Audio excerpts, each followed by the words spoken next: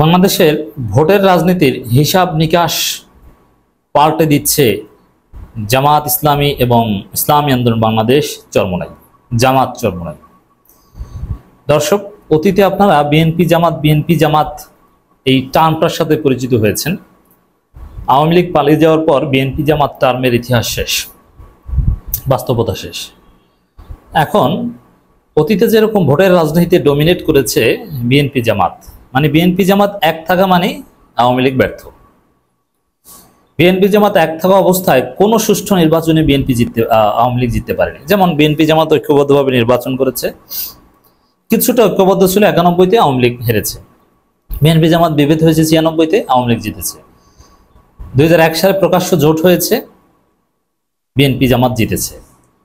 2008 সালে কোনো সুষ্ঠু নির্বাচন হয়নি, এরপর থেকে কোনো নির্বাচনই হয়নি বাংলাদেশে। এর মানে বিএনপি জামাত ঐক্যবদ্ধ থাকা মানে ভোটের রাজনীতিতে আনকন্ডিশনাল ডমিনেট করা। এখন আর ওই বিএনপি জামাত জোট এই বিষয়গুলো আসবে না, এখন আসবে চরমোনাই জামাত, জামাত চরমোনাই। জামাত চরমোনাই ঐক্যবদ্ধ থাকা মানে ভোটের হিসাব নিকাশ পাল্টে যাওয়া। জামাত চরমোনাই ঐক্যবদ্ধ থাকা মানে ইসলামপন্থী সব গুরুত্বপূর্ণ দলগুলো জামাত চরমোনাইয়ের সাথে থাকা, এবং ছোট ছোট আরো অনেক যারা ইসলামপন্থী না, উদার গণতান্ত্রিক দল, তারাও যেমন, এমনকি এই গণ অধিকার পরিষদ কিংবা এবি পার্টি টাইপের দল, তারাও শেষ পর্যন্ত এই বলয়ে আসতে বাধ্য হবে বলে আমার বিশ্বাস। আরো অনেক দল বিএনপির সাথে থাকবে, বামরা, কোনো ডানপন্থী দল বিএনপির সাথে থাকবে না। জামাত চরমোনাই যদি ঐক্যবদ্ধ হতে পারে, ঐক্যবদ্ধ না হতে পারলে তখন আবার জামাত চরমোনাইয়ের শক্তির উপর কারো আস্থা থাকবে না, যে এরা তো আলাদা। আর ঐক্যবদ্ধ হওয়াটা এবার ওয়াজিব। আমি তো বলি যে ঐক্যবদ্ধ হতে তারা বাধ্য হবে, কারণ ঐক্যবদ্ধ তারা না হতে পারলে জনগণ তাদেরকে পিটাবে। কারণ ইসলামপন্থীরা হুজুরদের বিভেদে বিরক্ত, তারা চায় যে তারা সবাই এক প্ল্যাটফর্মে আসুক। এক প্ল্যাটফর্মে না আসার পেছনে হাজারো যুক্তি ছিল হাসিনার আমলে বা আওয়ামী লীগ থাকতে। এখন যে আওয়ামী লীগ নাই, এখন যে পরিস্থিতি পরিবেশ, এখন যদি সবাই এক হতে না পারে, তাহলে সত্যিই জনগণ তাদেরকে ঘৃণা করবে এবং জনগণ তাদেরকে বর্জন করবে। এজন্যে পিঠ বাঁচাতে হলো ইসলামপন্থীরা সবাই ঐক্যবদ্ধ হবে বলে আমার বিশ্বাস। আর যেহেতু বিএনপির নেতৃত্বে বামপন্থীরা ঐক্যবদ্ধ হবে, জামাত চরমোনাই ইসলামপন্থী এবং অ্যালং উইথ দেম সকল ডানপন্থী। ইট ডিপেন্ডস অন জামাত চরমোনাই ঐক্য। ভোটের হিসাব নিকাশে একদম পাল্টে যাবে, কেউ জিততে পারবে না। বিএনপি নিশ্চিত ক্ষমতা আসবে, ফাও কথা। কোন হিসাব নিকাশে ক্ষমতা আসবে? আপনি কি হিসাব করছেন? এমনকি হাসিনা আছে নাকি? বিএনপিকে মানুষ ভোট দিবে না। বিএনপি 20 to 25% বেশি ভোট পাবে না। জামাত চরমোনাই যদি জোট হয় তাহলে তারা 40 to 45% নিয়ে জিতবে, এবং বাকি যে 5% লাগবে বা 6% ক্ষমতায় আসতে, ওটা অন্য যারা পাবে তাদের সমর্থন হয়ে যাবে। অতএব বাংলাদেশের ভোটের রাজনীতির হিসাব নিকাশ পাল্টে দিবে জামাত চরমোনাই। অসাধারণ, বাংলাদেশের নজিরবিহীন, যেটা অতীতে কখনো ঘটেনি, সেরকম জোট বা ঐক্য আসতে যাচ্ছে। দর্শক, ইসলামপন্থীদের ঐক্যের জন্য উদার জামাত।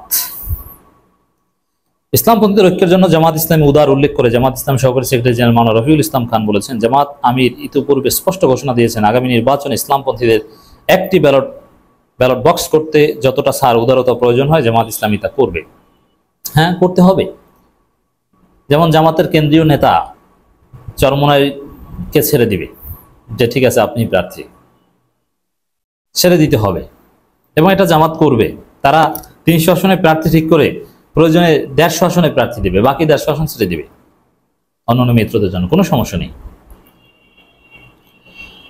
জাতীয় ওলামা মাশায়েখ আইম্মা পরিষদ আয়োজিত আসন্ন জাতীয় নির্বাচনে ইসলামপন্থীদের ঐক্য ভাবনায় করণীয় শীর্ষক মতবিনিময় সভায় তিনি আহ্বান জানান। এটা খুবই গুরুত্বপূর্ণ এই প্রোগ্রামটা, যে ইসলামপন্থীদের করণীয় নিয়ে সেমিনার করে, সেখানে জামাত চরমোনাই সহ সব মতাদর্শের লোকজন উপস্থিত থাকে। It's very significant. ইসলামপন্থীরা এখন এক হওয়ার রাস্তা খুঁজছে, এক হতে চাচ্ছে, ভোটের রাজনীতি তার প্রভাব বিশ্লেষণ করছে। আর আমি তো প্রথমে বললাম যে জামাত চরমোনাই এক হতে পারলে তাদের সাথে কেউ জিততে পারবে না।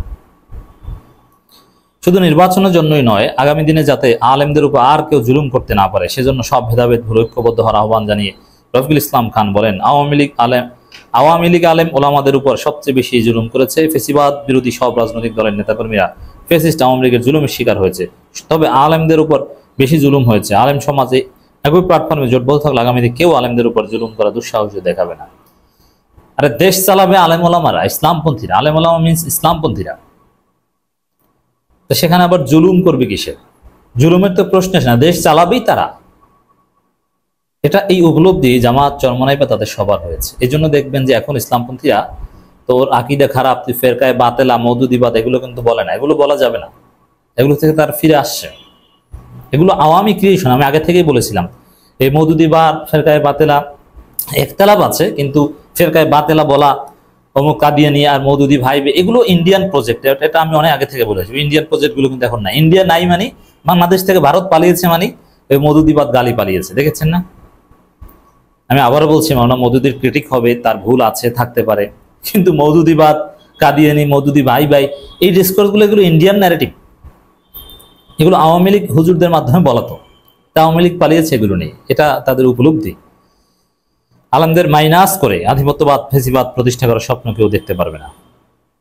স্বাধীনতা সার্বভৌমত্ব রক্ষা সব আন্দোলন সংগ্রামে আলেমদের অবদান। যাই হোক, অনেক কথা বলেছেন। মূল হচ্ছে ভোটের রাজনীতি, ভোটের তাদের একটা ব্যালট বক্স থাকতে হবে, এই উপলব্ধি জামাত চরমনাই থেকে শুরু করে সবার, এবং এক প্ল্যাটফর্মে জোটবদ্ধ হওয়ার আহ্বান জানান জামাত ইসলামী। যেমন শফিকুল ইসলাম মাসুদ বক্তব্য দেন এই প্রোগ্রামে। 1757 সাল থেকে কথা বলা শুরু করেন, 24 সাল পর্যন্ত কথা বলেন। সেখানে মাদ্রাসা ছাত্রদের অবদান, এই 24 আন্দোলনে নানান কিছু তুলে ধরেন।